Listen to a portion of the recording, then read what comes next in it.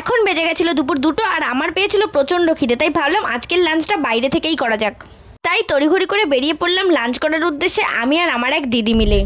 আমরা দুজনে মিলে চলে আসলাম হলদিরামসে।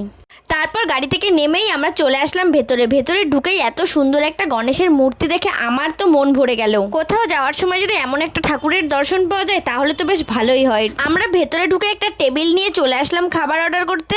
দিন যেমন তেমন, আমার দুপুরবেলা একটা ভাতের আইটেম না হলে যেন পেট ভরে না। আমি কিন্তু খেতে অনেক ভালোবাসি, শুধু খেতে নয় খাওয়াতেও অনেক ভালোবাসি।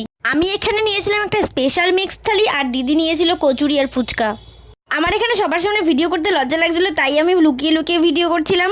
সত্যি বলতে আমার খাওয়ার ভিডিও করতে অনেক লজ্জা লাগে, কিন্তু জানি না কেন করলাম। আর এখানে খাবারটা অনেক টেস্ট ছিল, আর খাওয়ার পরে যদি একটা কোল্ড কফি হয় তাহলে তো কোনো কথাই নাই।